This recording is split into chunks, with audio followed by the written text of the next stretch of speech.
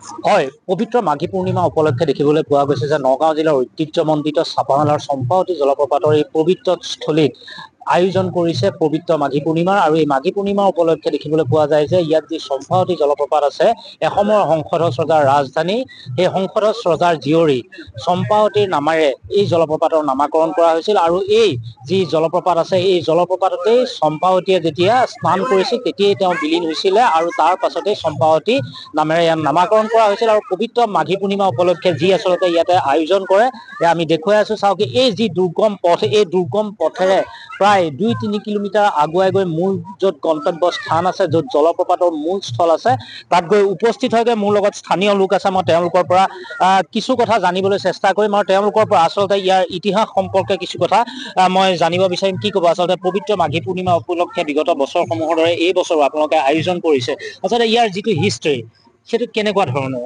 বিশেষকে ৰজা সংসদছৰ জীয়ৰী চম্পাৱতীৰ নামেৰে আমাৰ এইটো চম্পাৱতী কুণ্ড বুলি কোৱা হয়। আৰু বিশেষকে ইয়াত প্ৰবাদ আছে যে মাঘী সপ্তমীৰ দিনা ৰাতিপুৱা সূৰ্য উদয় হোৱাৰ আগত যদি গা ধোৱা হয়, তেনেহলে মানুহৰ পাপ নাইকিয়া হয়, বেমাৰ ব্যাধি নাইকিয়া হয়, তেনেকে প্ৰবাদ আছে। আৰু তেনেকে বহু বছৰ ধৰি আমি জন্মৰ পৰাই দেখি আহিছো, হাজাৰ হাজাৰ ভক্তপ্ৰাণ ৰাইজ ৰাতিপুৱা ইয়াত আহি গা ধুৱে, আৰু দিনটোত প্ৰায় 10-15-20 হাজাৰ মানুহ ইয়াত সমাগম হয়। কেইদিনীয়াকে বা আয়োজন? দুদিনীয়াকে আমি প্ৰতি বছৰে আয়োজন কৰো। আৰু বিশেষকে এই কেইবছৰ মানৰ পৰা ইয়াৰ সম্পূৰ্ণ নেতৃত্বত আছে আমাৰ সন্মানীয় বিধায়ক জিতু গোস্বামী ডাঙৰীয়া, আৰু তেখেতৰ নেতৃত্বত ইয়াত আমি এই মাঘী সপ্তমী উৎসৱটো উদযাপন আজি বৰ্তমানলৈকে কিমান ভক্তৰ আগমন? এতিয়ালৈকে প্ৰায় 10,000 ভক্তৰ সমাগম হ'ল, আৰু গধূলালৈকে মোটামুটি 30,000 মান ভক্তপ্ৰাণ ৰাইজৰ সমাগম হোৱাৰ সম্ভাৱনা আছে। হয়, নিশ্চিতভাৱে আমি দেখুৱাই আছো চাওক, আচলতে এই যি পবিত্ৰ স্থলী, এই পবিত্ৰ স্থলীত আচলতে যেতিয়া স্নান কৰে বোলে পাপ খণ্ডন হয় বুলি এটা প্ৰবাদ আছে। আৰু সংসদছ ৰজাৰ ৰাজধানী এই চাপানালাৰ চম্পাৱতী যি জলপ্ৰপাত আছে, এই জলপ্ৰপাতত আৰু কিছু দৰ্শনাৰ্থী আহিছে, ভক্তপ্ৰাণ ৰাইজ আছে। আপোনাৰ ঘৰ ক'ত? মোৰ ঘৰ ইয়াতে চাপানালা। কেনেকুৱা, কি জানে আপুনি এইটো বিষয়ে, কি শুনিছে? সৰু কালৰ পৰাতো যি দেখি আহিছো, আমি সদায় আহি আছো বাৰু প্ৰত্যেক বছৰে বছৰে। বাকী ইমান সবিশেষ মই নাজানো বিশেষকে ইয়াত। হয়, নিশ্চিতভাৱে আমি দেখুৱাই আছো চাওক, এয়া হ'ল দুৰ্গম পথ। এই দুৰ্গম পথেৰে অতিক্ৰম কৰি প্ৰায় 2-3 কিলোমিটাৰ পথ অতিক্ৰম কৰাৰ পাছত মূল যি স্থল আছে, জলপ্ৰপাতৰ মূল স্থল, সেই স্থল পাবগৈ। আৰু যিসকল ভক্তপ্ৰাণ ৰাইজ ইয়ালৈ আগমন ঘটে, এই ভক্তপ্ৰাণ ৰাইজে পুৱাৰ ভাগতে, সূৰ্য উদয় হোৱাৰ আগতেই ইয়াতে স্নান কৰে, আৰু স্নান কৰাৰ পাছতে তেওঁলোকৰ পাপ খণ্ডন হয় বুলি কয়, আৰু নাম কীৰ্তনেৰে মুখৰিত হয়।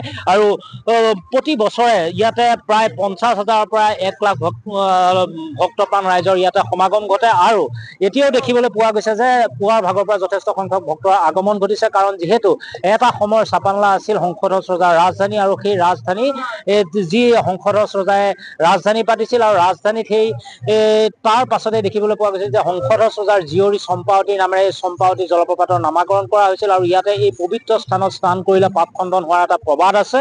আৰু এতিয়া সেই উপলক্ষে মাঘী সপ্তমীৰ পবিত্ৰ দিনটোত দেখিবলৈ পোৱা যায় যে লক্ষাধিক ভক্তৰ সমাগম ঘটে। আৰু এই বৰ্ষতো দেখিবলৈ পোৱা গৈছে যে পুৱাৰ পৰা যথেষ্ট সংখ্যক ভক্তৰ আগমন ঘটিছে, আৰু সকলোৱে নিজৰ মনৰ কামনা বা মনৰ অভিসিদ্ধি পূৰণৰ বাবে আহি পেলাই ইয়াতে স্নান কৰি নিজৰ মনৰ অভিসিদ্ধি প্ৰাৰ্থনা কৰা পৰিলক্ষিত হয়।